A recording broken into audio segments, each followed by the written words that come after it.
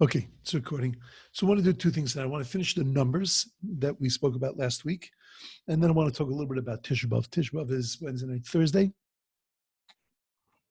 and just want to speak a little bit about the concept. And I'm not sure if I had shared this in one of my my pre-Shabbos things, but nevertheless, I'm going to share it again tonight.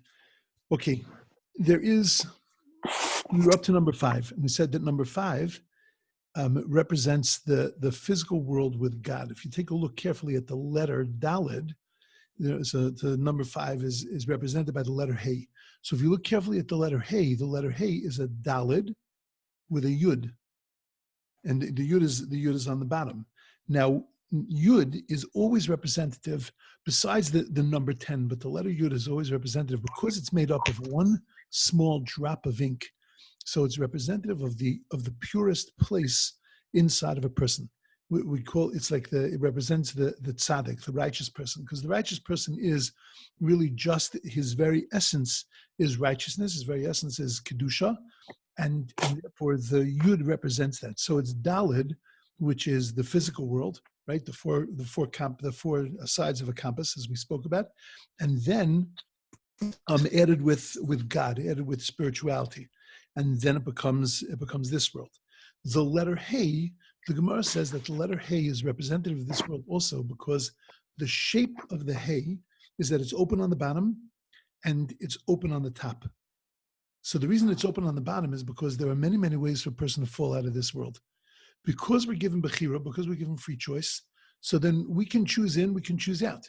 And we have that advantage and that incredible responsibility that to stay inside the world really requires work. It's like, when a God forbid in the middle of a flight, if a door opens, I don't know this to be true. I only, I watch movies like everybody else.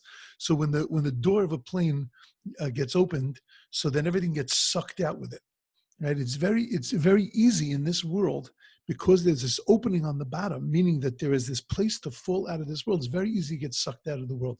It's very easy to make a decision that really puts us outside, and that puts us outside of ruchnius, outside of spirituality, outside of growth. It's unfortunate, but it's just the reality of the world because God wants us to choose to stay in. So what happens when a person falls out? If it's so easy to fall out, so then what happens when a person falls out? God created this world in a way that there is a way to climb back in. And that's that little piece up on the top. That when you fall out of this world, and that's why the letter Hey, that's why it has the shape that it does, because the letter Hey is the letter that represents this world. And as it represents this world, it represents that a person can fall out, but a person can also do tshuva. When you do tshuva, though, you can't go back to the same place you were. The Rambam says when a person does tshuva, a person repents, they actually become a different person. They become. The Rambam uses the words that they get a different name, but they don't necessarily. We don't give them a different name. Although a lot of people do that. They brought up secular and they become religious and then they change their Hebrew name. I'm never really good about that.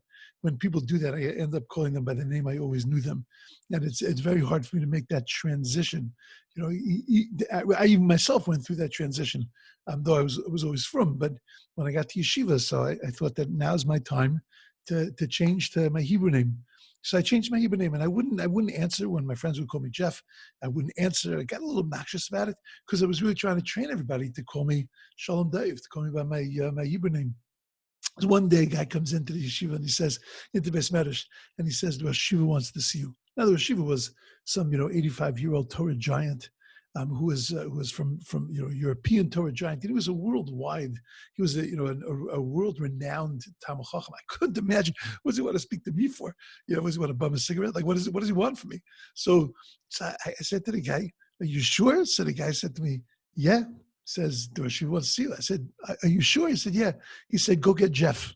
I said, "Forget it. It's all over." If the Rosh Yeshiva, if this 85-year-old Torah giant from Europe is calling me Jeff, then that's what it is, and that stuck. But the Rambam says though that when a person undergoes a change, a spiritual change, so they get a new name. What it means is that they get a new essence. And that's when you make that change, you can't just go into the place that you once were. You now have to come into a new place, and that's why the opening is up on the top, and that's why it says that when the place that Bali Tshuva stand, afilu tzadikim gemurim, even absolute righteous people can't stand in that place. Which is an amazing concept, that a person that's done tshuva, a person that's changed something, so then they're on a higher plane and a higher place than even a regular, than even a tzaddik, a person who's righteous, who's never, what we say, toim ta'am misra, they never touched something, they never tasted the taste of prohibition. Why should it be that way? Because the person who was once there now knows what it's like to have to climb above that and to fight against that. And therefore, where they end up is in a much higher kind of place. A tzaddik is higher. He's never tasted isser. He's never tasted prohibition.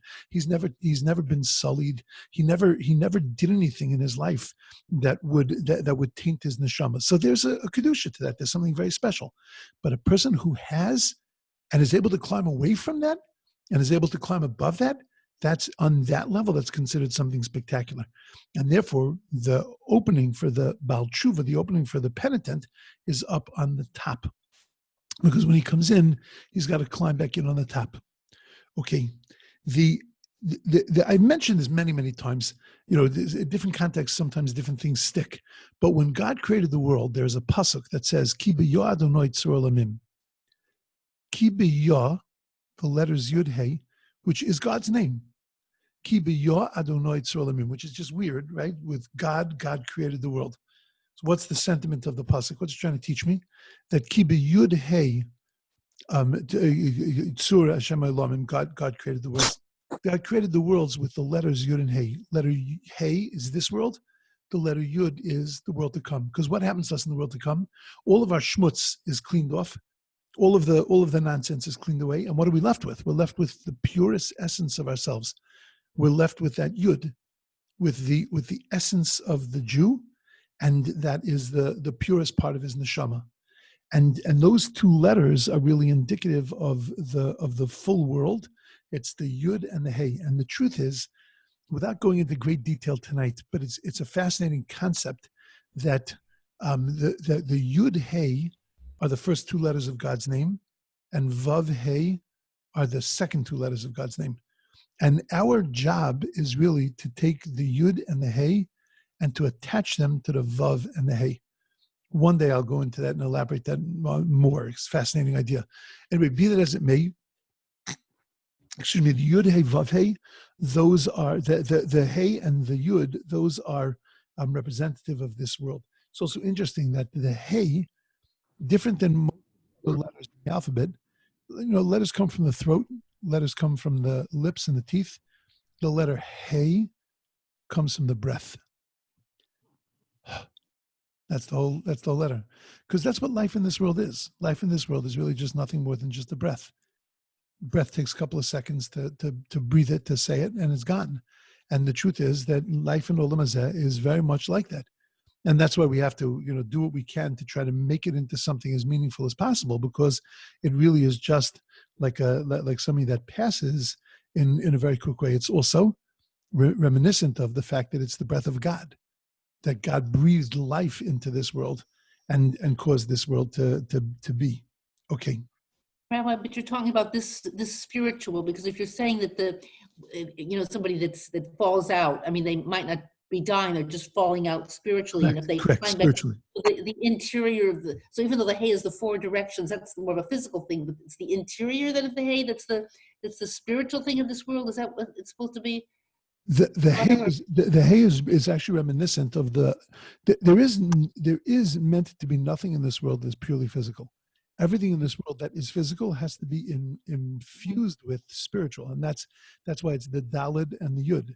So the Daled is the physical world, the Yud is the spiritual world, and that really gives us the vision of what the world has to be, of what our lives have to be. That everything physical has to be infused with something spiritual. There's not enough days in the week or hours in the day to speak about this concept. That we don't spurn the physical. Torah Judaism doesn't look at the physical world and say that it's nasty and it's terrible. We look at the physical world and we say that it's amazing, but it's only amazing when we infuse it with something spiritual. There are so many psukim that teach us this idea. From the very beginning, when God talks about the three sons of Noah, And God says, Ki yaft Elokim leyefes v'yishkon ba'ol Hashem. That God gave beauty to Yefes. There were three sons of Noach, right? Shem, Cham, and Yafes. And it says God gave beauty to Yefes. And that, by the way, Yefes, from Yefes came Greece, Yavan. So Ki yaft Elokim leyefes, God gave beauty to Greece, but v'yishkon ba'ol Hashem. But it has to live in the tents of Shem. Shem is where the Semites, where the Jewish people came from. What's the pasuk telling us? Yafta l'kim liyafes v'yishkan b'al Hashem. Beauty is amazing, provided that it dwells in the tents of Shem, that it dwells in kedusha and holiness. There is nothing physical in this world that can't be elevated and imbued with a spirituality. And that's why again, the physical world, the very makeup of the letter that is reminiscent of the physical world, is a dalid and a yud. That you have to take the dalid, the physical part, and you have to imbue it with the yud. Thank you. Look at the name of God. Look at the name of the Jews, excuse me. Look at the name of the Jews. How do we spell us? Yud, Hey. Look at we get it really from the tribe of Yehuda, right? Yud, Hey, Vav, Hey with a dalid. Yud, Hey, Vav, Hey with a dalid. Yehuda. Why is that? Because that's the very essence of what a Jew is supposed to be. Yud Hey Vav Hey, God's name, and Dalid, the physical world. That those two things have to be mixed together. In other words, there has to be godliness filled into or imbued. The physical world, has to be imbued with spirituality. Okay. Then we get to the number 6. The number 6 really can't be understood without the number 7. The number 6 is a box. Now, when we traveled through the desert, we traveled in a box. I know most people don't realize this, but we literally traveled inside of a box. Top, bottom, 4 sides. We were covered by clouds. And that's why when Miriam died, the Jews freaked out, because when Miriam died, the water stopped. So they realized that the water was connected to Miriam. They knew the clouds were connected to Aaron, and they knew that the mun was connected to Moshe. Miriam was the first 3 of that triumvirate to die. And therefore, when Miriam died and the water stopped, what they freaked out about wasn't really that they didn't have water, because they were watching miracles all the time. Water was pouring out of a rock. They were living in Venice in the desert. They were traveling in Venice. According to the Medrash, that there were rivulets of water that they were able to travel through from tribe to tribe. It was just, the whole thing was like so incredibly miraculous. So they knew, really deep down, they knew, look, whatever's going to happen, there's going to be another miracle. But what they worried about is that they'll get the water from somewhere, but that somehow, if Miriam died and the water stopped, then when Aaron dies, then the clouds are going to stop. When Moshe dies, the mun is going to stop. And then what is that going to mean for us? Not that we can't have another miracle, but maybe our lives are going to change, and we're going to have to live with either different types of miracles, or we're going to have to live a different type of existence. And that really disturbed them tremendously. The box that we lived in, when do we commemorate the box that we lived in? Sukkot. See, a lot of people, the Gemara itself explains it this way, that there are 2 reasons why we have a sukkah, but most people focus on the one reason. When you ask a person, why do we sit in a sukkah on Sukkot, they'll tell you we sit in a sukkah because that's the way the Jewish people traveled through the desert, that they lived in huts. Yeah, they never went to Home Depot to build their huts. Right? They didn't have those kind of huts. They had these makeshift kind of tents. So granted, a sukkah does remind us of something makeshift. There's no question about it. But there's a deeper message that the Talmud says about sukkahs, and that is because it reminds us of the cloud of glory. The clouds of glory covered on all 4 sides, and the top and the bottom, that reminds us that we're always enveloped in God. And that's what the number 6 does for us. The number 6, it represents our existence in this world. However, our existence in this world is not just about a box, because now I want you to stand inside the box, and I want you to look at every direction in that box. There is a center point to that box where every single side radiates into a center. You have the from the 4 sides and the top and the bottom, And where all of those pieces come together, where all of those points come together, that seventh point, that's called Shabbos. So the 6 points, that's physical creation. That's the creation of the world. God created in 6 days. And then on the seventh day, he took all of those creations and unified them together. And that was Shabbos. And that's why we say that the number 7 represents nature, represents this world. Because this world is the 6 days of creation and then the point that they all connect to. Not only do they connect to that point, but from that point it radiates out. Shabbos therefore has 2 different kochos, 2 powers. Shabbos has the power of being the culmination of all 6 points, of all 6 days, but it also has the power of being the force that radiates out and gives meaning to all 6 days. Therefore, Shabbos is not only the culmination of the week, it's also the beginning of the week. You know, the Talmud says that if every Jew were to keep 2 Shabbosos, then Mashiach would come. There's all kinds of explanations for that. But it could very well be that it really is only one Shabbos. That all we have to keep is one Shabbos, and then the world comes to fruition. But it said 2 Shabbosos. No, it means one Shabbos that has both aspects to it. One Shabbos that is the culmination of the previous week, and now the preparation for the coming week. They're giving the coming week the bracha, the blessings that it has. That's the reason why on Saturday night, when we fill the Kiddush cup for Havdalah, on Saturday night we let the wine spill over. It's not because of sloppiness, and it's not because we don't know how to fill a cup, but it's because we want the bracha of Shabbos to spill out to every day of the week. Because that's what the koach of Shabbos is. That's what the koach, the power of number 7 is. Number 7 is this world. Every other number, like 24, which is 24 hours of a day, the concept of 30 days, even one day, and 30 days, all that has to do with the revolution of the sun and the earth. All that has to do with natural things. Number 7, 7 days of the week. It's not based on anything. There's nothing in the planets and the stars that has to do with 7. 7 days of the week is God's creation of this world. God created the number 7. And therefore the number 7 reminds us of the perfection of creation, of nature in this world. If you take a look, that the menorah of the menorah in the temple has 7 branches.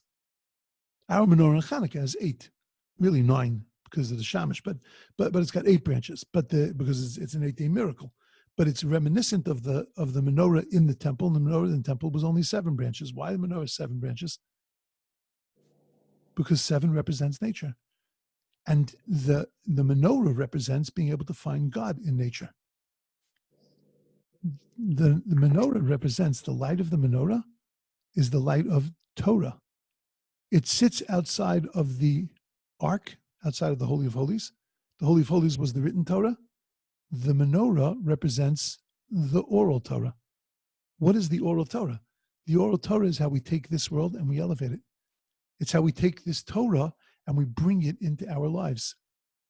So the Torah is represented in that respect. The oral Torah is represented by the number 7, because it represents how to illuminate and to live with that Torah in this world, in Olam Hazeh.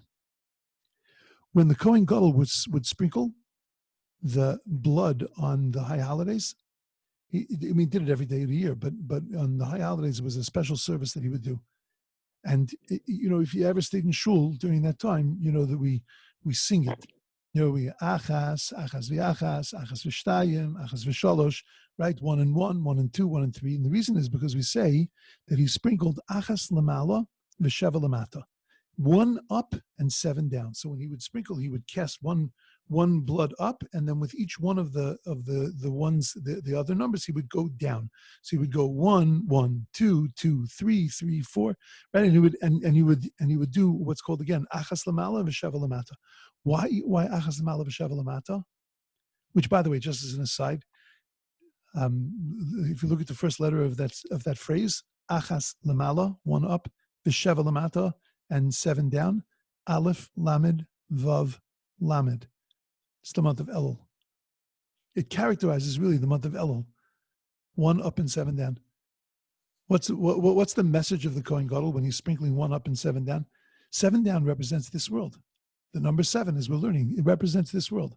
The 1 up is to remember that you always have to count, you always have to connect the physical world with the spiritual. You got to achas lamala, you have to have 1 up, but with everything, and then sheva lamata, with everything down, it's got to be connected up. It's got to be connected with something greater. So we see, I mean, I can go on all night, but we can see the number 7 is completely connected to Olam Hazeh, to this world. Tshuva is also connected to the number 7, because tshuva is how we perfect ourselves in this world and how we become one with this world. And in the Parsha of Nitzavim, when it talks about, it really ultimately talks about tshuva, so it mentions it 7 times, the concept of shuv, of returning, it mentions it 7 times, because that's the way we make ourselves whole in this world. Okay, what's the number 8? The number 8 is lamala midarech hateva. It's taking nature and going 1 step beyond it. It's now it's that perfection of nature, and it's stepping above that. If you take a look at what are our 8s, bris milah. What is a bris milah? Bris milah on the 8th day is we take the physical world, we take actually the place of the greatest pleasure of a human being, and we take that and we put a mark on that place, to the extent that David HaMelech was once very sad that he was walking around without, he was standing in a bathhouse and he was naked. And he said to himself, I'm bereft of mitzvos. He wasn't wearing tefillin, and he had no tzitzis, he had no mitzvos. And then he looked down and he said, not true. That he had a certain joy and a certain happiness, because he realized that he had a mitzvah. He had the os bris. He had the sign of the covenant on him at all times. The bris was given to us on the 8th day, because that's taking nature and bringing it completely above nature. That's called lamala midarech hateva. It's beyond the sense of nature. It's remembering not only to dedicate the physical to the spiritual, but it's recognizing the spiritual. It's being in touch with the spiritual, and being in touch with the spiritual in a context of something being very physical. It's perfecting this world. It's taking the 7 and now adding to that 7. It's bringing this world to perfection. By the way, that was the reason why Avraham Avinu did not do a bris without God commanding him. You've heard many, many times that we know that Avraham Avinu kept all the commandments of the Torah. Kept all the commandments of the Torah. So Avraham Avinu kept shchita, and he slaughtered the animals in a correct way. He kept Pesach. He ate matzah on Pesach. He had the Erev Tavshilin. I mean, he did everything. The one thing he didn't do was give himself a bris milah, until God came to him and said, it's time for a bris. Why do you have to wait for God? He didn't wait for God for anything else. Oh, because you're going to tell me, because nobody's going to cut themselves without a specific command from God. No, it's not true. Avraham Avinu would have. He 100% would have, because he understood the things that were necessary in order to be able to have a relationship with God. He intuited the Torah. Well, if he intuited the Torah, then why didn't he intuit bris? Because bris makes a statement. Bris says, take this number 7 and add to this number 7. Take the world, take the physical world, and make it better, improve on it. Because otherwise, if God wanted us just to have a bris, he would have created all boys with a bris. So if he wanted it that way, he just would have made it that way. He didn't want us to be mauled. He wanted us to do the mitzvah of milah, so that it's in our consciousness, a mark on our bodies, that what is our job? To take this world and to elevate this world, to take the number 7 and to bring it into something greater.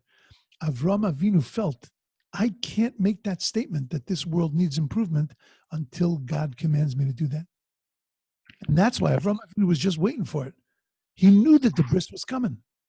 But he couldn't make that decision to have a bris milah until God told him that I want you to take this world, because otherwise he's making a statement that, you know what, God's world is imperfect and I need to make God's world perfect. You can't make that statement. That's haughty. But God can come to you and say, you know what, take this world and now bring it above. What's another 8 that we know? Hanukkah. Because what's Hanukkah all about? Hanukkah is all about you deal with me above the laws of nature, and I will deal with you above the laws of nature. You deal with me l'mala miderech hateva, and I'm going to deal with you l'mala miderech hateva. And that's the third 8, Torah itself. When was Torah given to us? Shavuos. 49 days after we came out of Egypt, on the 50th day. So what did God ask us to do? Count 7 sevens, and then on the day after, that's when you're going to get the Torah. So it was really on the 8th day, because Torah itself is the Mala Miderech HaTeva. It doesn't run in the natural laws of nature. It steps beyond it. It steps above it. And whenever you see the number 8 represents L'mala Miderech HaTeva, something that's beyond nature. 7 is nature. 6 is nature that is waiting for completion. 7 is nature complete. 8 is beyond nature. Now, what's fascinating is that the number 9, very, very little discussion on the number 9. There's some Kabbalistic ideas in 9, but very little discussion in number 9. Number 10 is the completion of all numbers. It's considered a number of completion, because you take, and I've mentioned this before, you take the 1, 2, 3, 4, 5, 6, 7, 8, 9, and then all those are individual numbers, unique numbers, and they represent the different kochos that exist in the world. And then they come together with the final number, number 10, and then everything after that is just a repetition. That's 10 plus 1, 10 plus 2, 10 plus 10, right? 20, 30, 40, it's all just repetitions. 31, 32, it's all just repetitions. But 1, 2, 3, 4, 5, 6, 7, 8, 9 are all unique, and then they come together in the culmination of 10. And that's why we say that there are 10 emanations. God has, 10 emanations of himself in the world. All that stuff that we talked about in the first class on the numbers, that was 3 weeks ago. All of that we talked about, the number 10, that's what the number 10 represents. So I wasn't sure what the number 9, and I didn't see this anywhere, but it would appear to me that when Hannah was praying to God, she didn't have a child. And eventually she had a child, and the child was called Shmuel, it's called Samuel. But she didn't have a child, and she prayed a very, very, very heart-wrenching prayer to God. And she mentions God's name 9 times in that tefillah. Shmona Esrei on Rosh Hashanah mentions God. I mean, it has 9 brachos. You see, during the week we have 19 brachos. On a regular Shabbos we have 7, and on Rosh Hashanah, by Musaf we have 9. So what's the 9? So I think that there is a concept that we have that's called hashgacha pratis, and that's basically divine providence, that we know that God is running our lives and God is involved in our world. So 7 is the completeness of this world. 8 is beyond this world. And 9, I feel, and again, it's just my relationship to it, that the number 9 represents our understanding and recognition that God is engaged and involved in our existence. There's 8 is beyond nature. 8 is seeing God, but seeing God now reconnected back into my life. So that's the number 9. And that's why Hannah mentioned God when she was talking about her pain and her trouble, and she was asking God to give her a child. She was asking to see God's hand in her life. Not that she didn't know it was there. She wanted to see it there. So I felt that the repetition of 9 there, and the same is true by Rosh Hashanah. By Rosh Hashanah, we're trying to feel God's presence in our lives. We're trying to feel God's existence, God's hashgacha, God's watching over us. And therefore, to me, the number 9 represented God's hashgacha. Okay, beautiful. Those are the numbers. And again, in the perek, in the chapter that we're going to study now, those numbers are going to keep smacking us in the face. And at least we have a point of reference to come back to these numbers. Okay. I want to spend just a few minutes. I only have a few minutes left. I just want to spend a few minutes on Tisha B'Av. If you look at the laws of the 3 weeks and the 9 days and Tisha B'Av, if you look at them in the Mishna, in the oral Torah, you go back 2,000 years and you look at what they look like, they look very different than they do today. As a matter of fact, there is no 3 weeks really mentioned in the Gemara. There is a concept, Beina Mitzarim, but the whole concept of 3 weeks not really mentioned.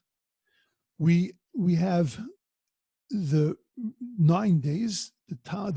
We're introduced to the 9 days by saying that Misha Nichnas Av, when Av comes in, Mimatin Besimcha, we diminish our joy. And it says certain things. We don't plan for pleasure. We don't build for pleasure. Okay, very good. But we don't have all the restrictions that we have imposed on us during the 9 days. We have a concept of Shavua Shechalbo, the week that Tisha B'Av falls in. So this year we have, very often when it falls on Sunday, there's no Shavua Shechalbo, or when it falls on Shabbos, and then we push it off to Sunday. But this year, coming on Thursday, we have a whole week of pre-Tisha B'Av, and there are some restrictions, and then it gets more serious the meal right before Tisha B'Av, and then Tisha B'Av itself. But it's nothing like what we know as Tisha B'Av and as the 3 weeks and all of the mourning and all the practices that we do. And those over time, they got stricter and stricter. One of the commentaries, the Bach, mentions that the reason why things, and if you read articles, you'll see a lot of people talk about the shift of Judaism going to the right, and then things are always getting stricter and always getting more, a little heavier. So the Bach, which is 500-year-old commentary, older 1,000-year-old commentary, it talks in a very fascinating way that the reason why things are always shifting is because the nations of the world are trying as much as they can to interfere with our performance of mitzvahs. And since they're trying to interfere with our performance of mitzvahs, they're trying to rip us away from our connection to God. And therefore, when they tear down our walls, we have an obligation to build them up and to build them even stronger. And that's a beautiful understanding, that the walls we're building, many of them are rabbinical structures and rabbinical laws and rabbinical strictnesses. But the reason that we need to do that is because there is so much challenging, there is so much tearing away and challenging the very fabric of our existence in Judaism, and therefore we have no choice but to get stronger, to get stricter, to build those walls up so that we don't fall into certain traps. Now, that would work fine when you talk about kashrus, when you talk about Shabbos, when you talk about those kinds of things. But mourning on Tisha B'Av, that I have to build that wall higher? First of all, why do they need to tear it down? Why do they care? If they see me crying on the floor in Tisha B'Av, they should say, halavai, you should do it tomorrow too. Right? It's nothing they want to stop me from doing, it would seem. Nothing that they want it's to their advantage that I stop. I can understand it's to their advantage that I stop keeping Shabbos. And that's why they're always making decrees against Shabbos, trying to get in the way of Shabbos. Kashrus, that's a great beating boy, right? In every country in the world, they try to take away shchita and to get in our way. They try to make us work on Saturday. I get all that stuff because that's the very fabric of the Jewish people. But mourning the loss of a temple, I don't understand why is that such a critical thing that they need to tear away at them. So I'll tell you that the concept of the mourning of the loss of the temple, they say a famous story about Napoleon.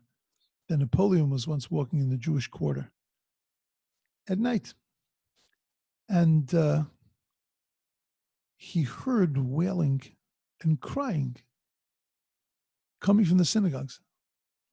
And he peeked into a synagogue and he saw people sitting on the floor, holding candles and crying. And he turned to somebody and said, "What are they crying about?"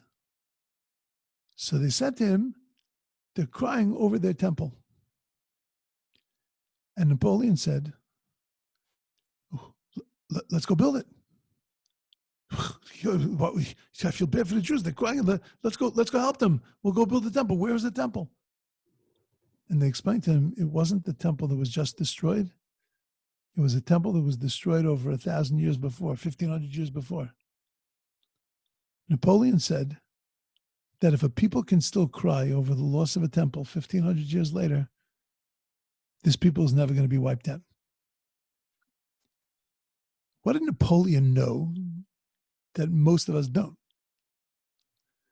What Napoleon understood is that the Jews weren't crying over the loss of a building. See, to say that Tisha B'Av is about the destruction of a temple is the surest way to make it meaningless. Because who cares about a temple? Who cares? A building is a building. Even if that building is infused with Kedusha, with holiness, even if that building is God's footstool, even if that building is the Makom HaChibur, the place of connection between our world and the next, but it's still just a building. Why would I go nuts about a building that's destroyed? Because Tisha B'Av is not about a building. It's not even about dead Jews. It's not even about the Holocaust that took place during the time of destruction of the temple. The hundreds of thousands of Jews that were slaughtered on Tisha B'Av. The fact that on Tisha B'Av, the first train load to Treblinka left on Tisha B'Av. The fact that during the Spanish Inquisition and the Crusades, the amount of Jews that were slaughtered on Tisha B'Av, it's not about dead Jews. It's about disconnection from God. That destruction of a temple wasn't the mere destruction of a building, but it was really the erection of a mechitzas habarzel, of a wall made of barzel, made of metal, made of steel, that was erected between us and God. And for 2,000 years since that destruction, we've been living behind that iron curtain. And the tears that we shed on Tisha B'Av and the feelings that we shed on Tisha B'Av, that is the desire of a child to return back to their parent. It's the desire to be reconnected once again with God. When we say Eicha, Eicha is a double-edged sword. Eicha is a call that we call out to God. It's like, Eicha, how could this have happened? God's calling out to us. How could this have happened? But it's meant also for us to ask ourselves, Eicha, Aleph, Yud, Chaf, Hey, Ayeka. Where are you? It's the question that God asked Adam when he came into the Garden of Eden after Adam had sinned. God said to him, Ayeka. It's the first Eicha in the Torah. Eicha is not just where are you, but Ayeka. Not just how could this have happened, but Ayeka, where are you? How could you be so distant? How could you be so far away? And it's our call to ourselves that, where am I? I'm so disconnected from Hashem. Look, we can't live like this 364 days a year. We can't. You have to look at the positive. You have to be happy. You have to look at it and say, wow, isn't it amazing? Isn't our world amazing? But one day a year, we got to stop and we got to say, but my connection is not as strong as I want it to be. And I just wish I had a better connection. Tisha B'Av, then, is the day where we renew our yearning. We don't necessarily renew the connection. That comes Rosh Hashanah, Yom Kippur. When we do tshuva, we cleanse ourselves. We renew the connection. but we renew the longing for that connection. That gets renewed on Tisha B'Av.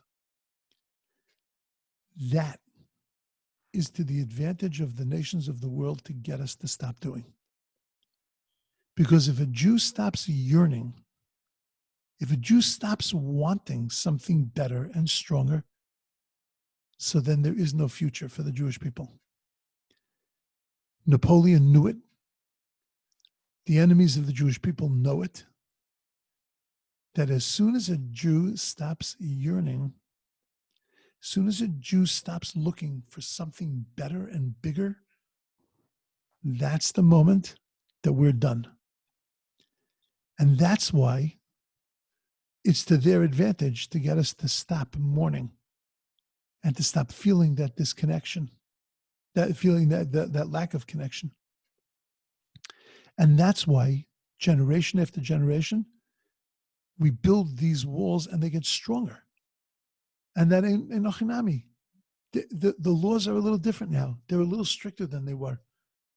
But it's because we need them in order to be able to inspire us to be able to feel something. We look at ourselves in the mirror and you see, scruff. I look in the mirror and I see more white stuff. But it reminds me that I'm sitting Shiva. I'm sitting Shiva not over a building. I'm sitting Shiva over my relationship with God. And that's why we have all these external signs and things, is to help remind us, to bring us to that place. Because as long as we can still feel, and as long as we can still have some kind of connection and desire, so then the Jewish people can still grow. I'll tell you an amazing thing. When they took over the Kotel in 1967, which is always a very emotional thing to listen to. There's all these recordings of it. It's just an amazing thing.